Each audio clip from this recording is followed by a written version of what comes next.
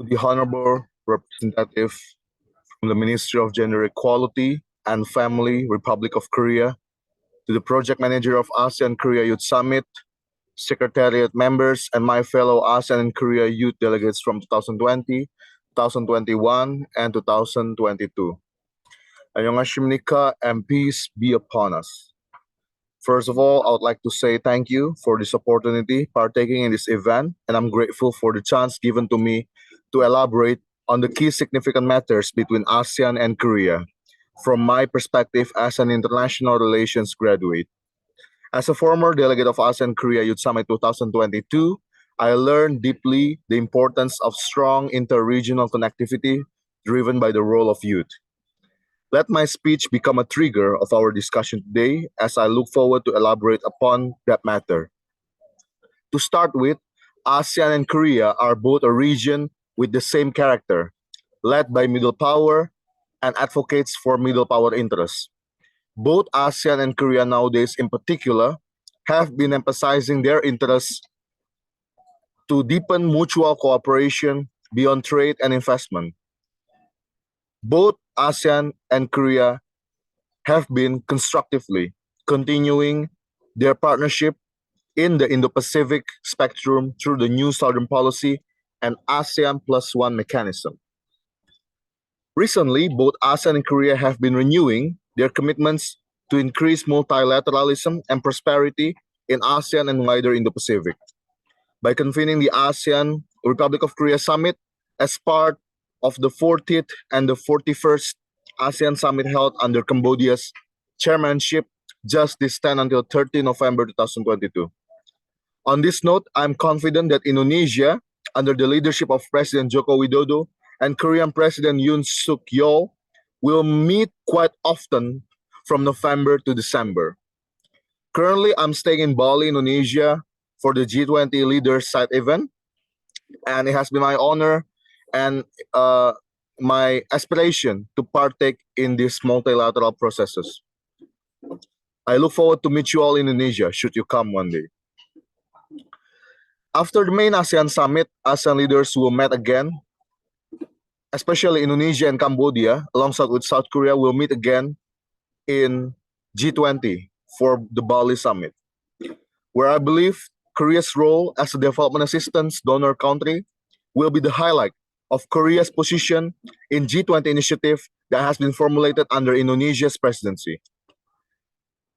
Then, Indonesia and Korean government will eventually meet again in APEC Summit, the Asia Pacific Economic Community Summit from 17 to 18 November 2022, where I believe that both Indonesia and Korea will find numerous synergies to advance stability, prosperity, and a more prepared economic norm settings that will help Asia Pacific to navigate these 2023 recession threats and other tensions that are currently haunting the world.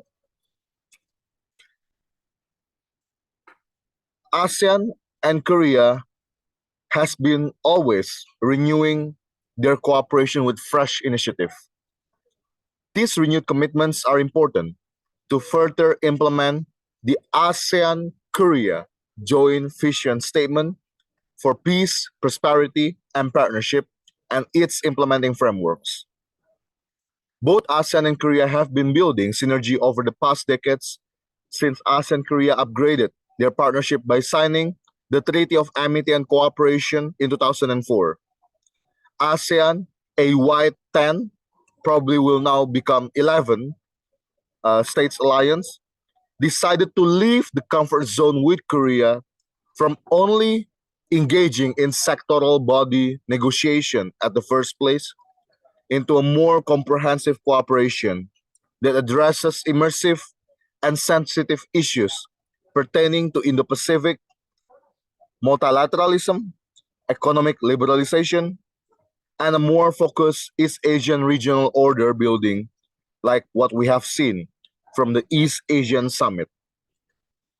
Although the Korean New Southern Policy may be adjusted under President Yoon's era, I believe that the tone of the cooperation will still be the same, where ASEAN and Korea must be a people-centered regional community for peace and prosperity, or in Korea's framework, they call it as three Ps: people, peace, and prosperity. Indonesia, in that regard, just officially received the baton of ASEAN chairmanship from Cambodia. I look forward to the positive outcomes between ASEAN and Korea in all fronts: East Asia Summit, ASEAN Post Ministerial Conference, and the ASEAN Regional Forum as a, uh, as complementary to our ASEAN Plus One Summit. I am confident that under President Joko Widodo, he is always looking for concrete deliverables that multilateral cooperation could give, hence making Indonesia, alongside with ASEAN, to deliver more concrete results, especially as we are joining the train to Asian century, where Asia will become the new Europe for its growing power. However, our path is never be easy. Threats remain significant and tangible, where geopolitical rivalry between US and China, Russia, Ukraine, and the proliferation of trust deficit that threatens in the Pacific in all fronts, added by fragmented unilateralism that will sway away asset centrality, and increasing trade competitions that hinders productive growth, may disrupt our path to achieve peace and prosperity for our people in ASEAN and Korea. In order to attain stable cooperation, I would like to propose three main ways forward for ASEAN and Korea to still move forward unhindered by the situation. First, ASEAN and Korea must realize that the work is now on how to be selective against all external factors that might put ASEAN away from the driver's seat. Indo-Pacific cooperation right now is still in the process to mature itself. Hence, these are the vulnerable times to ensure that ASEAN-led centrality in Indo-Pacific must be there to prevent ASEAN from being a normative cooperation with no ability to stand and maintain its rules-based order. Second, Korea's participation as a middle power must be voiced and also must be enabled in order to advocate Korea's stance as an advocate of peace and prosperity for more people-centered regional order in a wider multilateral forum. From my past research journals, Korea is a unique middle power like Indonesia, where our ambition for a stronger degree of multilateralism has always been the mindset that keep our participation active in wider global norm setting.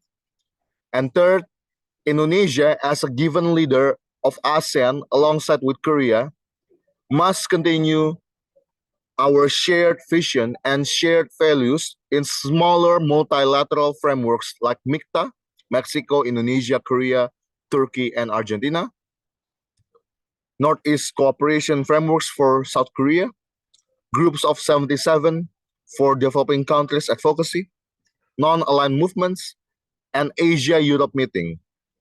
Both Indonesia and Korea must advance that ASEAN does matter, and a sense of ownership from ASEAN states to ASEAN-led mechanism must be there, and it must be voiced on all those forums consistently. Not only in political spectrum, but also in economic and development and socio-cultural spectrum as well. Continuing my speech, from a more youth perspective, if the youth asks, what are the concrete deliverables given by ASEAN-Korea cooperation that we can directly involve with? I might say that ASEAN-Korea Youth Summit Program is one of them. Although ASEAN-Korea Youth Summit 2022 is not funded by the ASEAN-Korea Cooperation Fund or the AKCF, I believe that the Ministry of Gender Equality and Family, Republic of Korea, alongside with the Korean National Youth Council organization, implement this program as part of the Korean government commitments to increase people-to-people ties based on shared vision and mutual engagements, whereas such modality should not be questioned. I believe that the South Korean governments refer to the New Southern Policy as their main principles and their motivation in organizing AKYS. Same as ASEAN, as well. Whereas our participation, the ASEAN youth participation in AKYS here is pretty much the manifestation of successful public diplomacy that has been cultivated over the past years, where interests of ASEAN youth to study and engage with Korea are starting to grow in an uptrend manner. Aside from AKYS, I was also the delegate for the ASEAN Korea Economic Forum 2022, where I learned a lot on trade, political, and economic cooperation issues. AKEF was a past conference conducted virtually and hybrid for the Korean participants, where I was appointed by the Ministry of Youth and Sports to represent Indonesia. I mean, Ministry of Youth and Sports of the Republic of Indonesia. They appointed me as a Somwai representative, and then we represent Indonesia, and we managed to bring home the Honorable Mention Award for our active and substantive participation in formulating policy recommendations for our leaders. That meeting lasted for a week, longer than AKYS. Hence, I think more preparation was taken. But however, I can say AKYS is much more better because we get to conduct the meeting offline and we can get to know our delegates, the other delegates, in a more friendly manner. And I thank AKYS for choosing me as the delegate because I can testify by myself that I have been feeling the tangible benefits from joining AKYS 2022. Well, with the world being able to adapt COVID-19 and control it as in a more strict manner, I believe there's a chance for ASEAN and Korea youth to meet in person, especially with now we are in the endemic era, no longer the pandemic, for us to meet under one vision to make ASEAN Korea relationship stronger. We as the youth in the next 20 years will become the next generation decision makers and leaders, entrepreneurs, and businessmen. Me today might just be an early career young professional, but me 20 years later, perhaps I am already at the ladder. Perhaps I might be at the leadership level at the ministry where I work. So I believe we have to establish the correct mindset. We have to prepare ourselves in order for us to attain the benefits when we become the leaders of our country. Thank you very much. I would like to say thank you for all participants and look forward for the discussion. 감사합니다, 여러분. Thank you.